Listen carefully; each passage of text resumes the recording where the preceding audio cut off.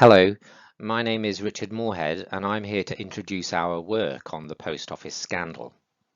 I will focus in particular on the key allegations made against lawyers. First, a quick health warning. This presentation outlines our analysis as we know it in June 2023. The story will develop. The inquiry is taking evidence with a particular focus on lawyers from July this year onwards. The second point is that in relation to lawyers, we don't know their side of the story yet. They advised under confidentiality, which the inquiry has lifted. We don't yet know the pressures under which they were operating, or have a full picture of their instructions, what the Post Office told them, and what people in the Post Office asked them to do. Let's begin by outlining the scandal in broad brush terms. In 1999 and 2000, the Post Office introduced electronic point-of-sale software. It was called Horizon.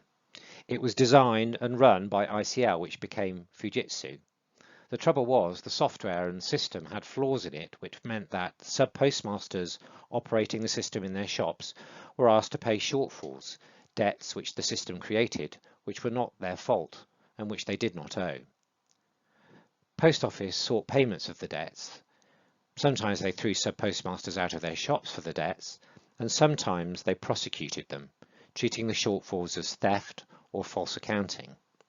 At least 900 were prosecuted, about 700 of these successfully, for Horizon shortfalls up until 2013.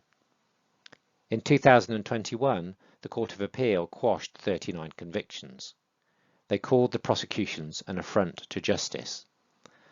The Post Office had put their entire faith in a computer system to evidence losses and dishonesty, and they built a system of investigation, prosecution, and other legal work which protected that judgment from scrutiny. That legal work is now a central feature of the inquiry's investigation. Here is a list of some of the over 80 people now who have had their convictions quashed. One of the first to be convicted was Pamela Locke. We don't have a picture of her, but she was a sub-postmistress at a post office branch in Swansea. Pamela worked for the Post Office from September 1974 until she was suspended in July 2000 and prosecuted in November 2001. After 25 years, the Post Office thought she had turned to crime. And here's Noel Thomas, again a long-standing postal worker. He had worked up from a postman to a sub-postmaster in his local community. He was jailed in 2006 and he was sent to one of Britain's worst prisons, Walton Jail, in Liverpool. And here is Joe Hamilton. Joe pleaded guilty to 14 charges of false accounting. The prosecution case was that, presented with computer shortfalls, computer entries that told the Post Office she owed them money, she had said she held cash on hand when she did not. She was covering up the problem while she tried to work out what had gone wrong and try to pay what she was told she owed. Warned she might go to jail, 74 members of her village attended court to support her at her sentence hearing in 2008. They also offered financial support to help repay the £36,000 Post Office said she owed. They said she needed to repay that to avoid being prosecuted for theft. Their support may have saved her from prison. Our fourth victim is Seema Misra. She was convicted of theft after a trial, which we will hear a lot about, I think, in the inquiry. She was sentenced to prison whilst 10 weeks pregnant, and her son was 10 years old. It was only the pregnancy, she said, which stopped her ending her own life. Prosecutions continued well into 2013, and then they stopped. Why? What happened in 2013? We'll hear about that later in the inquiry. One of the reasons things stopped was Alan Bates, shown here. He was a sub-postmaster thrown out of his post office near the beginning of this story when he started to complain about Horizon errors and refused to repay them. In 2009, he set up the Justice for Sub-Postmasters Alliance. The JFSA began a campaign to expose problems with the Post Office's computer system. He was lead claimant on the group litigation, the Bates litigation, which exposed dramatic problems in the Post Office in 2019. It exposed them whilst the Post Office and their lawyers vigorously denied there was anything wrong. That led to the 39 appeals, with Joe Hamilton being the lead case there. And there was also a concerted campaign by a few doughty journalists and politicians which created political pressure for the Post Office to answer questions. The Post Office sought to contain the scandal, deploying lawyers to help. In 2015, for instance, they told Parliament there was nothing to suggest there had been any miscarriages of justice. The fourth constituency that helped right these wrongs are lawyers, the lawyers acting in the Bates case and the Hamilton criminal appeals. Some of them are shown here. These fought an unusual appeal under great pressure. If they had not done so, the truth might not have come to light. Indeed, it's through a statutory judge-led inquiry chaired by Sir Win Williams that truth is now emerging. So why is an inquiry into a failing computer system so important to lawyers?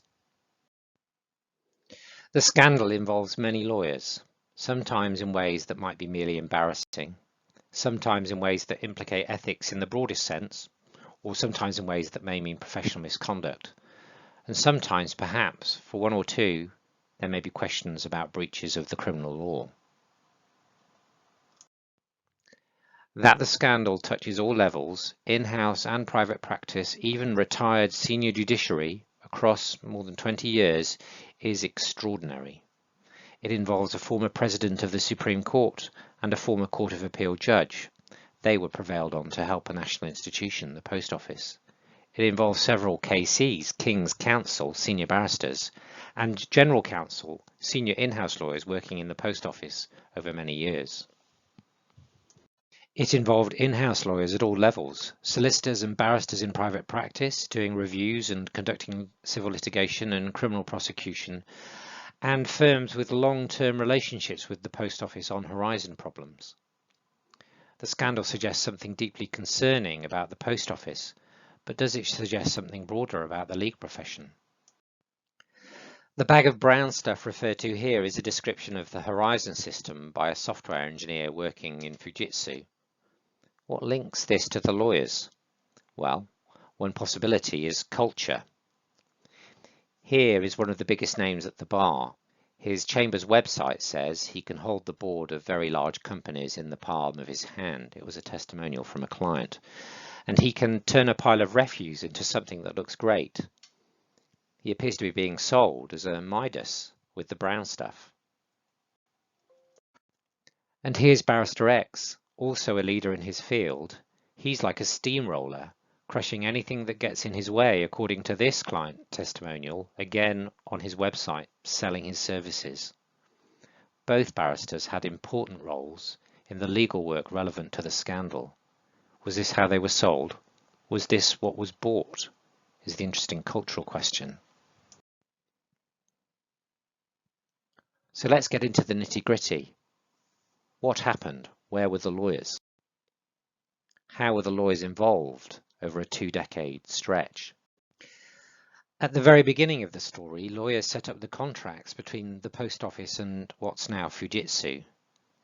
These contracts may have incentivized misinformation and blame shifting from Fujitsu about the software problems. But these are common difficulties, not likely to be fairly laid mainly at the lawyers' feet. Other problems are more serious. Post Office lawyers helped draft unfair and unenforceable contracts between the Post Office and sub-postmasters. In the words of Mr. Justice Peter Fraser, those contracts facilitated aggressive and bad faith conduct towards sub-postmasters.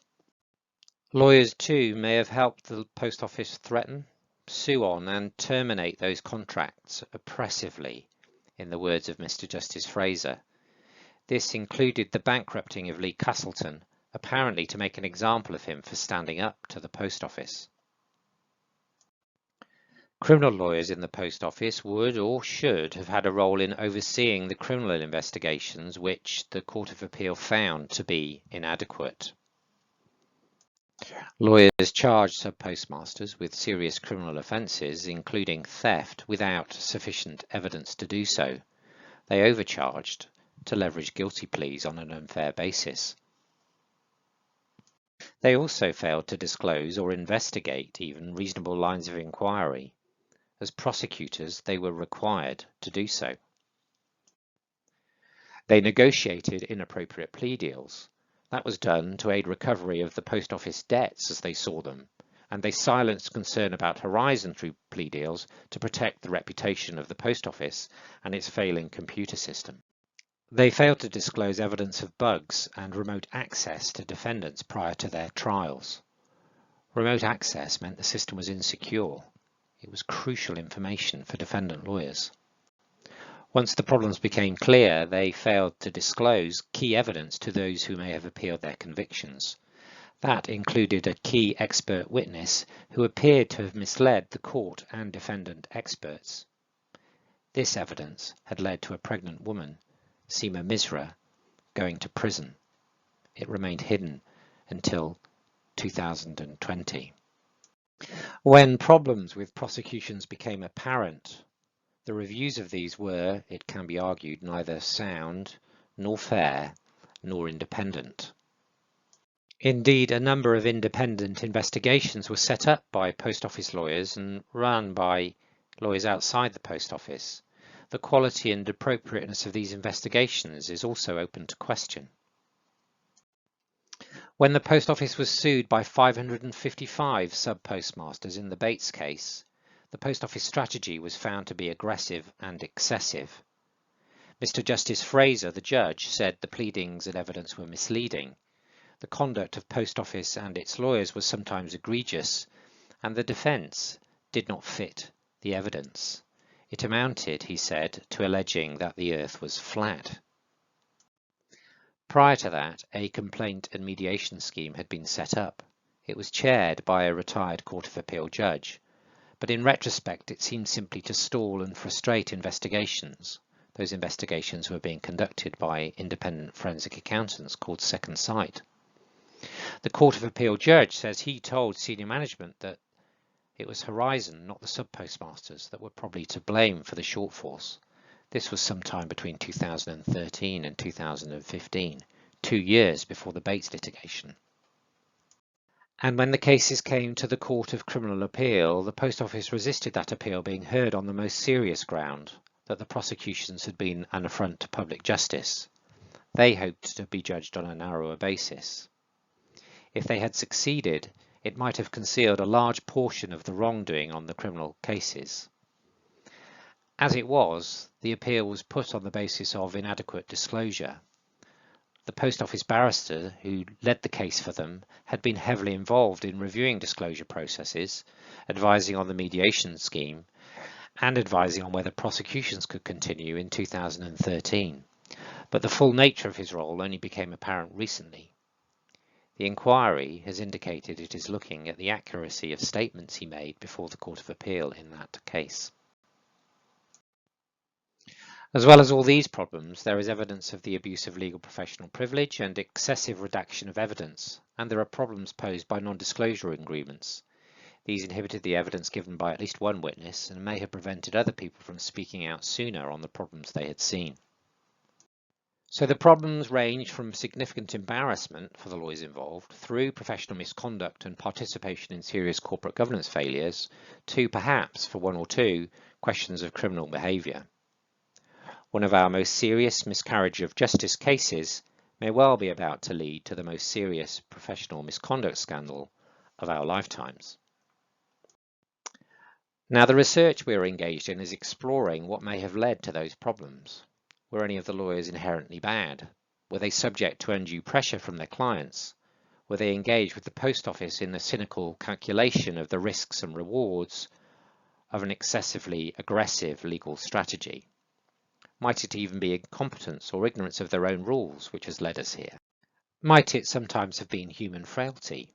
Even lawyers, perhaps especially lawyers, might be subject to lopsided thinking, biases in their client's favour, or poor decision-making under pressure.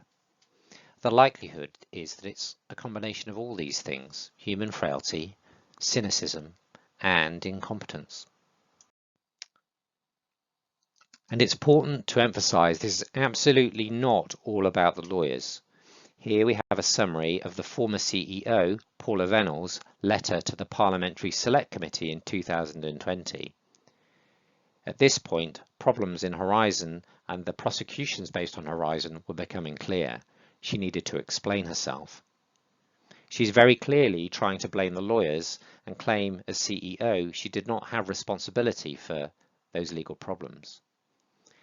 It would be an abdication of her responsibilities as CEO, I think, if things were really like this. Poor corporate culture, bad corporate governance, may be marked, though, by these cultures of mutual irresponsibility. You can imagine a lawyer saying, "I merely advised and the client decided," and the client saying, "The lawyers told us we could do it. What do you think we should have done?" Under mutual irresponsibility, no one is responsible, and both may act to pass the ticking time bomb. This is particularly likely, of course, if they feel their jobs or reputations are on the line. On that point, we should listen to this plea from Tim Brentnell. He is a sub-postmaster who had his criminal convictions quashed, and he is speaking to the inquiry about what he would like to see. Take a listen and think about at what points lawyers might have been involved in the issues that he raises.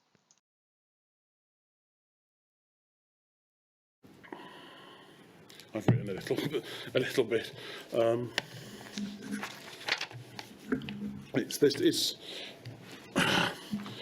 know this inquiry is called the Post Office Horizon IT inquiry, and I've watched at home most of the hearings in London.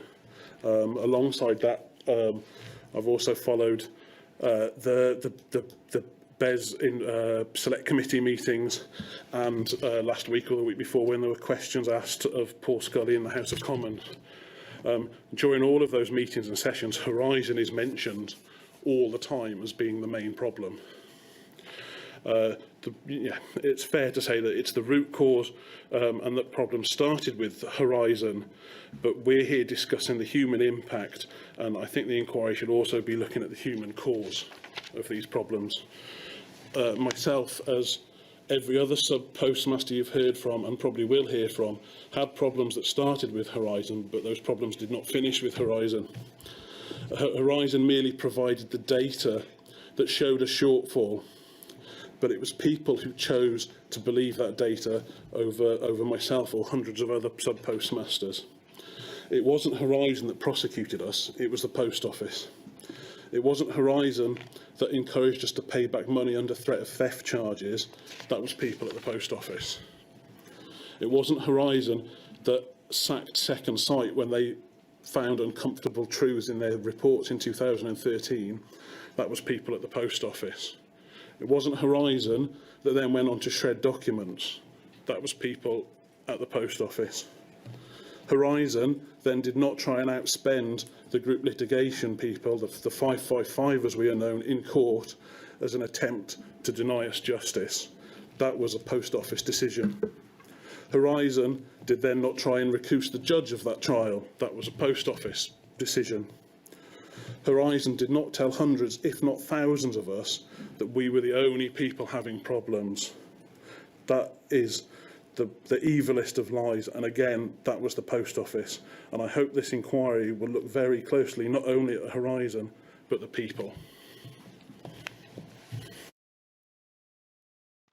That's it from me. Just remember that this is our analysis as of June 2023, but things will change over the coming weeks and we will hear how the lawyers have explained themselves. Thank you very much for listening.